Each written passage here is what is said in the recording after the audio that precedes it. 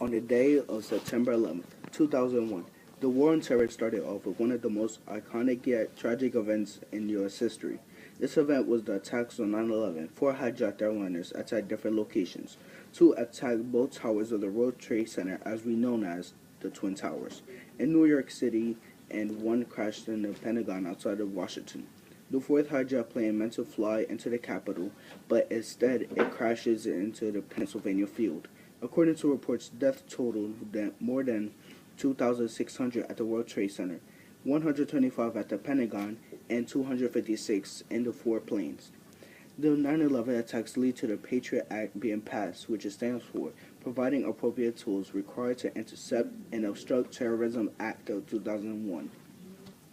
After the attacks on 9/11, former President George W. Bush demanded that a war begin, and on October 7, 2001, this happened. The Afghanistan War officially began. The U.S.'s main priority throughout this war was accomplished in November 2001. The Taliban had been removed from power in the Afghanistan capital of Kabul. During the December of 2001, the Battle of Tora Bora began. The Battle of Tora Bora was an American-led attack that took place in a cave complex in the White Mountains of Tora Bora. The attack at Tora Bora was an important military action that kicked off the start of the war in Afghanistan. During this battle, bin Laden was almost caught but swiftly escaped to Pakistan before it could be by American soldiers. After the Battle of Tora Bora, back in the U.S., George W. Bush's administration was in the process of establishing Guantanamo Bay Detention Camp.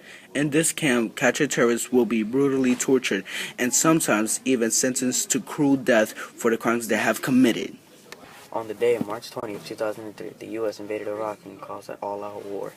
Later on the day, December 13, 2003, Saddam Hussein was finally captured.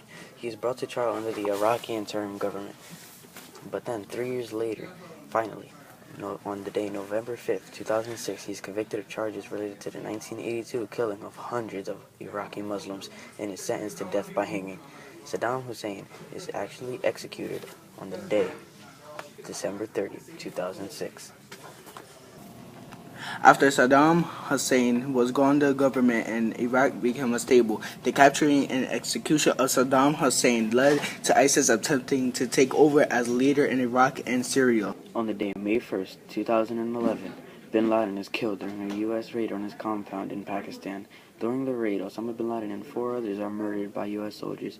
At this point, the destruction of the Taliban's power in Afghanistan and the murder of Osama bin Laden has left ISIS as the main terrorist threat to the U.S. and other allied countries to this day.